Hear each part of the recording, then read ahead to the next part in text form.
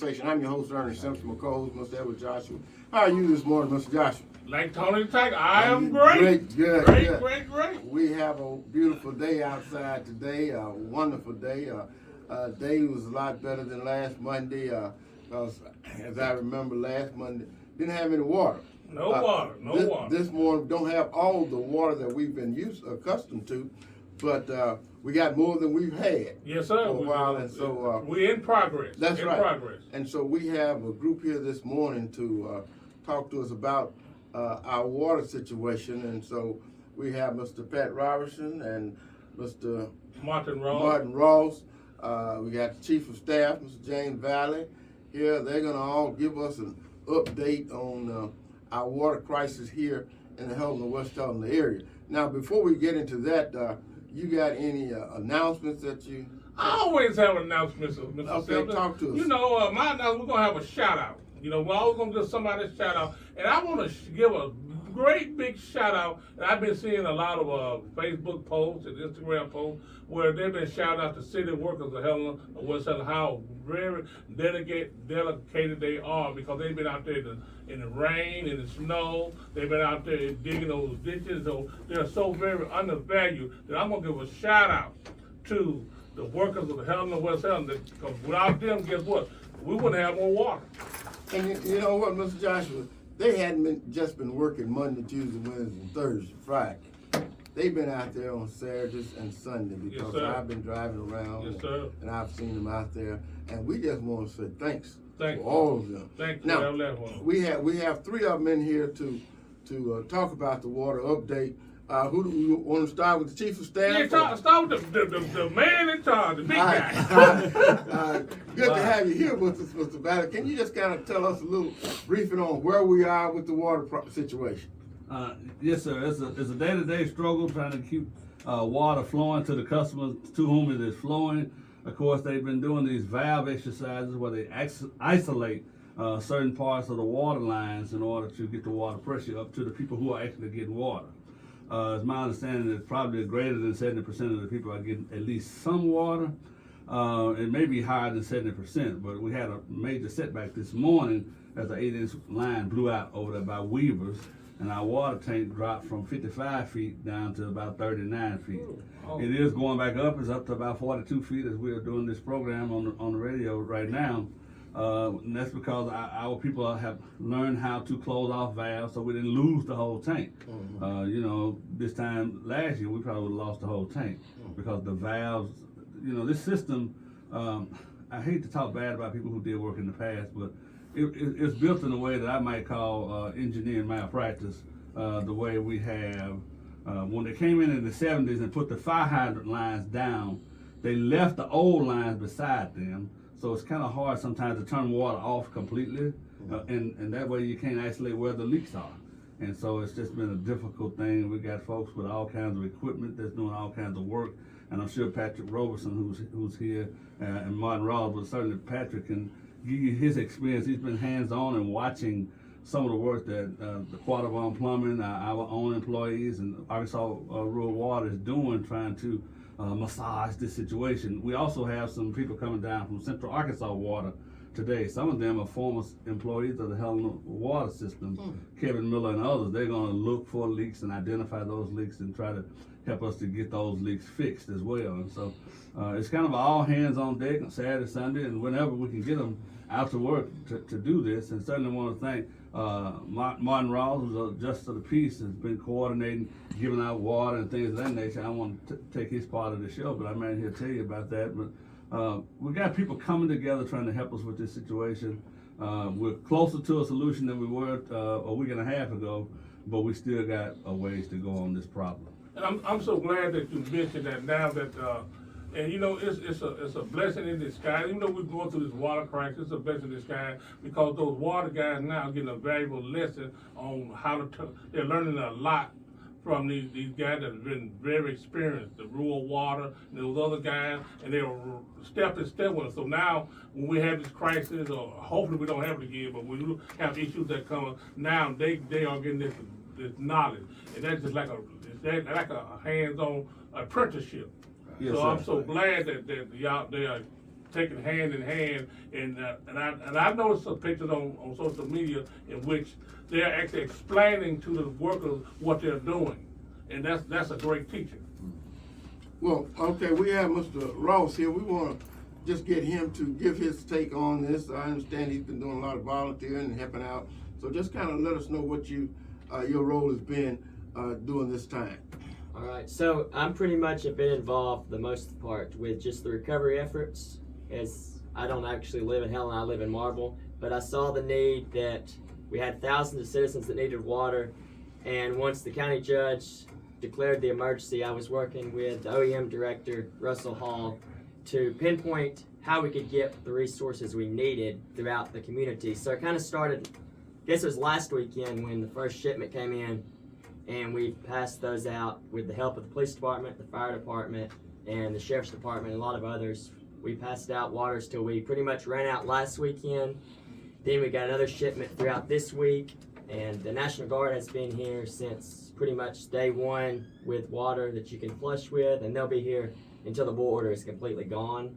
Yesterday, I kind of spearheaded a project with some friends around the state. It was solely off donations. We raised over $3,000 of strictly bottles of water, and we also handed out 250 buckets full of water. So that was a really cool experience. And it's been eye-opening, I guess you would say, and very heartfelt. Everyone has been extremely grateful. I mean, the line was from Hickory Hill all the way past Rio. I mean, that's probably half a mile, almost to Wendy's. It was a traffic jam in Helena. Somebody said, why is there a traffic jam in Helena?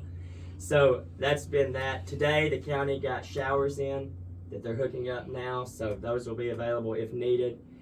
They're distributed this morning at the college through both banks, and then tomorrow, I think, at Eliza Miller, Yes. they're having a water giveaway. Yes. And then when that one's over, I think at the Justice Complex, they'll start giving waters back out. Also, I think that allows them an opportunity. They're giving away. You bring your containers, Yes. like 2 big tanks on the Mr. Simpson, Yeah. and then we're gonna be able to fill your containers up. And also, I think they're gonna have some showers out there. Also, I'm not sure. I think Mr. Shante mentioned that they were gonna have some showers also in a giveaway. But we're looking for volunteers. So if you need to volunteer, please come and call Miss Patricia Asante. I don't have a number, but she's out there at Eliza Miller Option Hub, or call Mr. Ernest Simpson. Everybody got his number because he gives it out every day. And just give them a call and just do some volunteering and help them.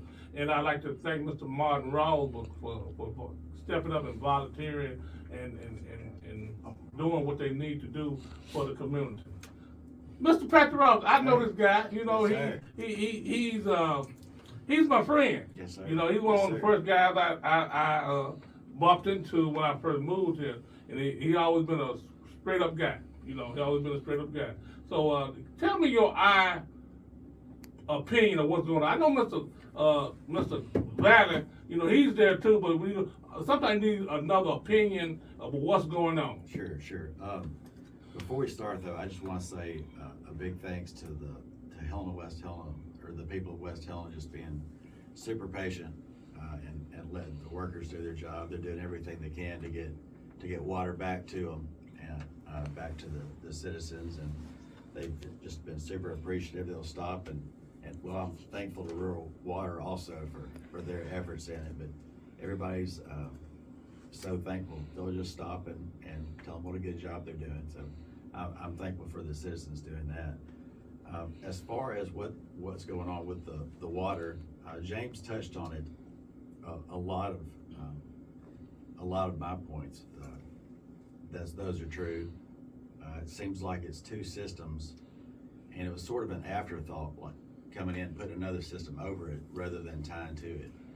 And the problem in isolating those, as he said, is just that when you're trying to track a leak and you narrow it down to a street, if you can cut water off to each side of the street and the leak stop, I mean, that's where it was. But then when you can't close the valve, or you can't even find a valve because there's 2 water systems laid over each other, it really makes it difficult. So our water system is in desperate need of updating, and those maps aren't like they should. We've got more than one set of maps that conflict.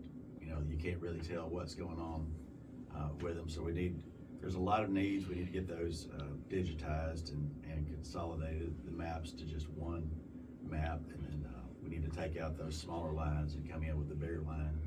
Just tile our house services in all those, and it will be good for a long way down the road. But that's a lot of money, and I mean that's one of the biggest obstacles right now. If we had a bunch of money, we'd do all this right now. Yeah, but we don't yet. Thank you, Mr. Roberts. You know, as you were talking, I've constantly said that, you know, the infrastructure here is just old. Attorney Valley just mentioned that it had something to go off over by Weaver's, pipe burst. Well, we're gonna have that all around, especially when we get in new pumps. When we get new pumps, we've gotten more pressure. These old pipes that's been laying there for 50, 60, 70 years, not gonna be able to take the pressure. So you're gonna have busted pipes. So it's gonna take some money before we can get where we wanna be, where we need to be. A lot of dollars gonna have to be spent here in the infrastructure of the Helena-West Helena. You know, because see, once we get West Helena lined up, then where we need to go, to Helena, you know. So it's just one of those things that time has brought about a time when we need a change. We need to make a difference. And when these pipes were laid back then, we didn't have nearly the technology that we have now. Right. So when we put them down this time, it'll be a better situation, and they will last. If these last 70 years, these may last 100. But 100 years from now, there will still be starting accumulating problems again. Right. So it's just something that time has brought about, a change where the stuff is just worn out, and it needs replacing. And so I'm so glad to see you guys out there working. I was in that line yesterday to Hickory Hill up here, and I think when I got there, it was back there to the bank. You know, Helena National Bank. Yeah, Helena National Bank. But it moves real. You know, I guess I didn't set that 30 minutes. Yeah. So the line moved, and it's so good that I've seen it all across the nation when catastrophes happen, how people bond together. That's what has happened here in the Helena-West Helena system. We have bonded. We got folks that's calling all over.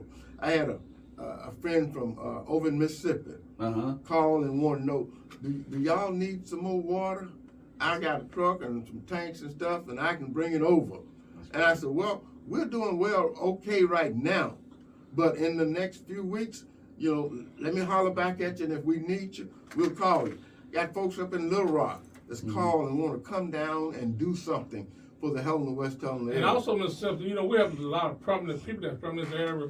Dr. Alonzo Williams. Right. He sent a truckload of water down here, and they gave it out at the Second Baptist Church, because that used to be his home church. Right. And he brought, and he's also gonna send some more stuff down. Yeah. And it's just a blessing that, you know, that when something happens, you know, then your Christian faith comes into play. Yeah. You know, a lot of people, you know, whatever your religious affiliation is, you know, I'm a Christian, so that's all I know about. Yeah. And I just know when people have some crisis, then that kicks in. And I just like to, and also one of the things, we're working so good together as a community that I think there would be no. We're showing the world, we're showing the state, we're showing the nation that we can handle a crisis, and that we need some funding. And we know where this funding goes, and when the crisis comes, we can pull together. So, Governor Sanders, send us some money, because we know what to do with it. Okay, so we're going to take a quick break. Yes, sir. And we'll be right back with Midday Conversation with Ernest, Simpson, Ever Joshua, and our guest.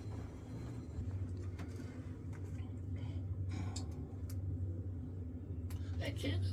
4-3 Radio, I'm your host, Ernest Simpson, my co-host was Ever Joshua. While we were sitting here doing the break, we got a message from the Helena-West Helena school system. They sent it to, I guess, various phones, but our chief of staff just happened to have it here on his phone. So we're gonna let him let you know what it is that the school district is doing to assist in this water situation. All right, thank you, Mr. Simpson. I'm just going to read the text they sent out. It's a mass text. It says, "Great morning, Cougar Nation. The Helena-West Helena School District is aware of the ongoing water crisis in West Helena, and we are committed to supporting our community during this challenging time. To assist residents, we have established opportunities for school community members to use the showers in the indoor football facility at Central High School and the laundry room in the uphill area at Central High School. To ensure a smooth process, we kindly request that you sign up via this link." And they have a link on the HelenaWestHelenaSchools.org page. "You will be contacted to confirm your arrival time. For those with confirmed time slots, we will provide laundry pods, bleach, and dry sheets if needed. Please note that access to the facilities will be granted only to those with a confirmed time slot. Your cooperation in this matter is crucial to managing the resources effectively. As always, it's a great day to be a Cougar." That's a great thing. The school system is stepping in and helping the community because they are a great part of the community. So we give a shout out to the superintendent, Mr. McGee, and we give a shout out to the school board, and we just give a shout out to anybody that's working in the school. And I think KIPS is doing also the same thing. So let's not exclude them. They also are doing some things also. Now, I want to make sure, I want to stress the point of making an appointment. We just don't want everybody running up to the top line, I'm gonna go take me a shower. We don't want to do that. You need to call, set up a time Yes, sir. that, I can be here at this time. And then when you say you're gonna be there at that time, Show be up. there. That's right. Because this is something that has to be monitored, and, you're going there on the school campus. So you got to make sure that everything is in order as it should be.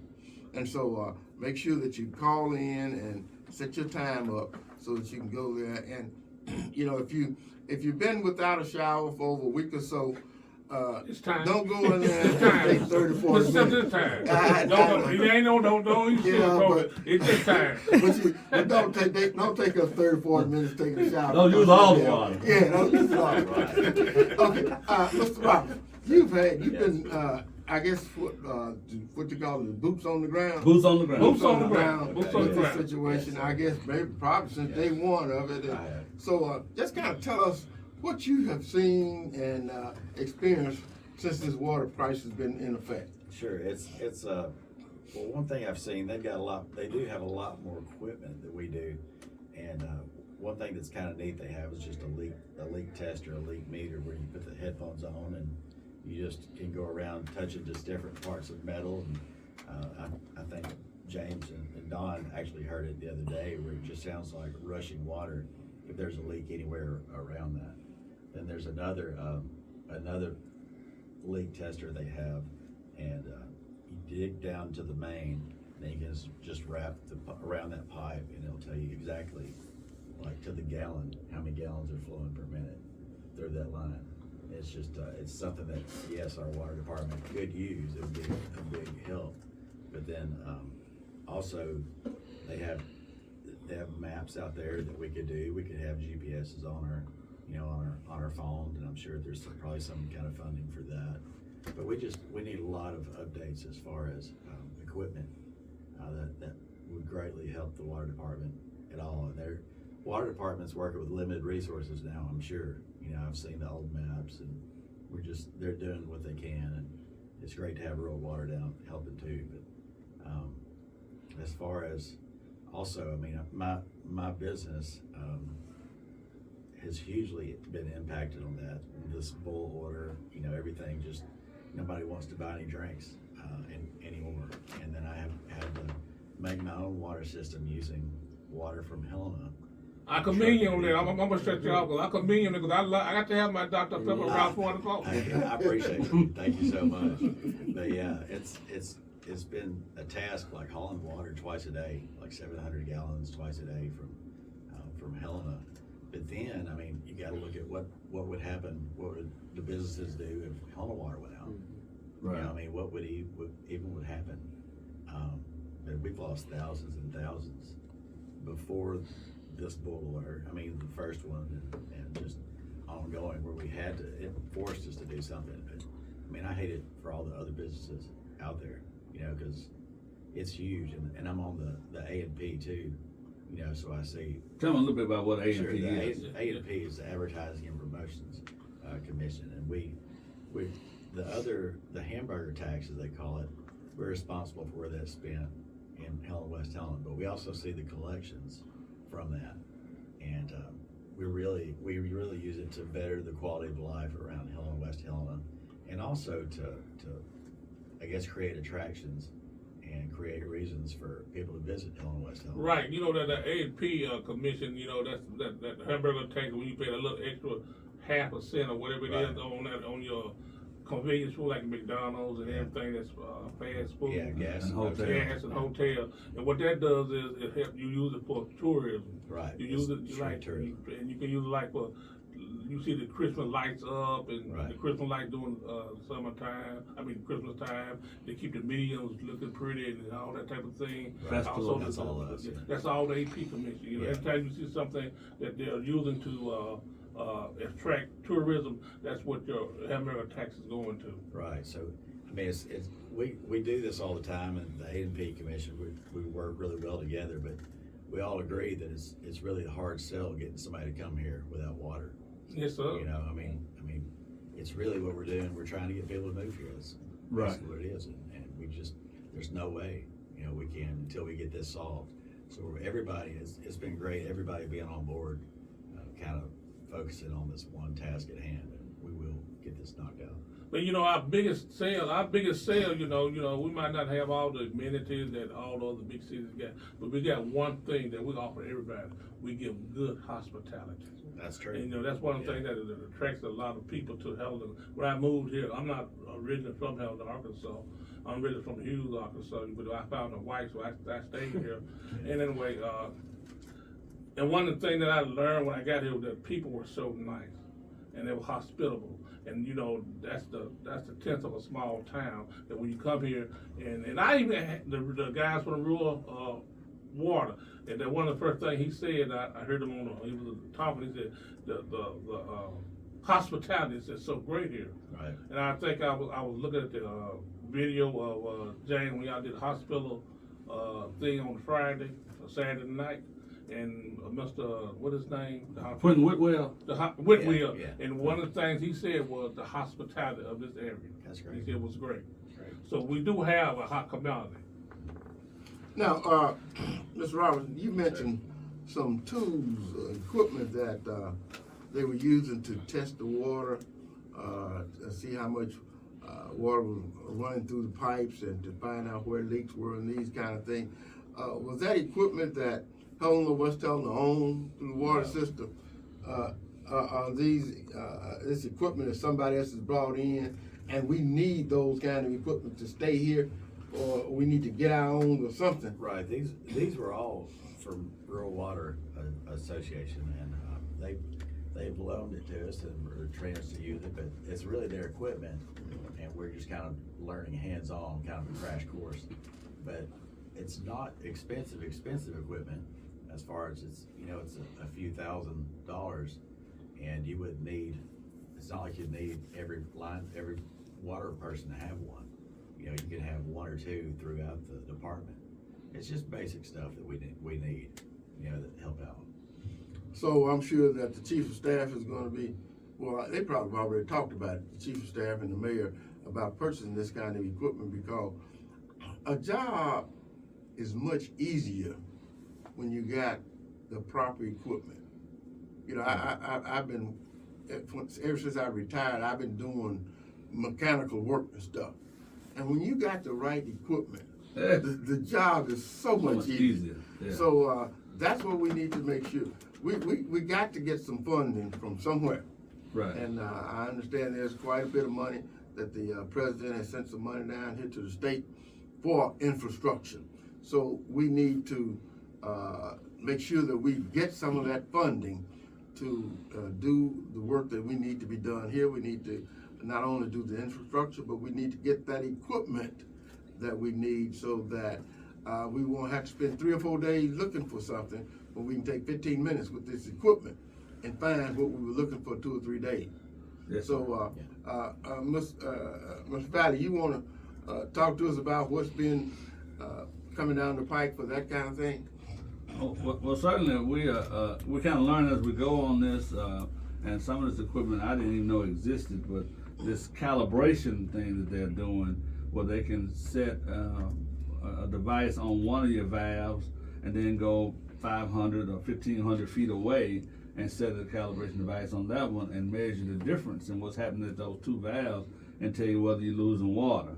Where what we've done traditionally is we walked through ditches, walked through the woods, we, went through people's yards, we used a drone a little bit, we're looking for water above ground. And what we believe now is that some of our water is not coming up above ground, it's coming up and getting into our sewer system, which means our sewer system has a breach where you're getting water into it instead of coming out of people's houses into it. And then, so we're losing water that way. And you may not ever find it just mechanically or methodically just looking for it because it's going into the sewer system. And so that's part of what we're trying to figure out with all of this. But yes, there's discussions on better equipping and tooling our water department employees and training them along the way on how to use this kind of equipment such that we can get to whatever problem we may have quicker, resolve them more quickly, and even prevent some of those problems from happening. Valve exercise is one of the things Mr. Murdoch has talked about since he's gotten here, but part of the problem has been, where are these valves? Patrick's talking about finding them. You see a picture on one of Patrick's posts where people dug up one in the woods. But worse than that, our street department, through whatever reason they've done it, they paved over valves, they paved over manholes, they put concrete over valves, and I say the street department, it may not all be street department. It may be some contractors who did work for another utility who just didn't necessarily pay attention to or care about our stuff. Because some of our valves are old and square. Yeah. And the square valves are very old. I mean, they're getting out a unique tool to turn those valves off. The round valves may be the kind that they recognized and didn't cover, but we've had to bring a mini excavator out and bust up the road to get down to the valve to try to turn it off because it's covered up. And we're using the equipment that they have, metal detectors and things of that nature, to find the valves below the asphalt. And so we're just encountering all levels of problem. If anything could go wrong with our system, it has, and it still is in terms of people making mistakes over the years that we didn't know they was making them, Mr. Simpson. We drove across the road, we wanted it to be smooth. Yeah. And so they paved over that hole that they shouldn't have. When we should have gotten a welder or a metal person to raise the valve, even with the road where you drive over smoothly. And so, that's just one of the things that has happened. One of Don Ethel's quotes is, if anybody points the blame to a single person or a single group of people for this problem, they really just are ignorant of what has happened. Yes, because this has been a multifaceted, multi-person decision making over a course of decades, not weeks or months, that has led us to this point. Whether they shortcut it or whether they thought they was doing the right thing, I don't know.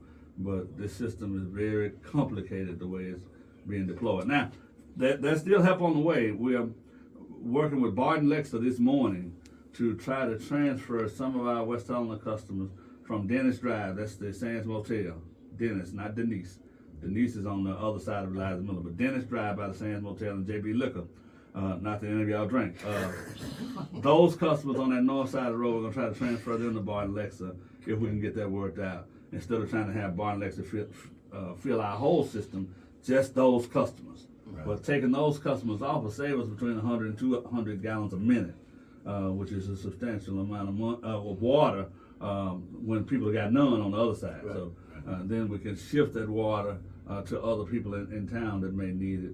At the same time, we're marshaling more people to work on leaks in West Helena, and then in Helena, we're trying to get the leaks down to a point where Helena can send the water safely to West Helena. And when I say safely, well, West Helena does not drain the Helena tank. Right. Is what the concern has been. So they're working on all those things today, and hopefully we'll have better solution by sundown. And now that I'm just so glad that you are telling the listening audience that they're having a multifaceted approach to this problem. So there's not one solution. There's a lot of solutions, and they're just checking them out as they go. And as new ideas come, they're implementing. Now this has been a great show, but we kind of over our time now, which is all right, because this has been a great show. And I think that Mr.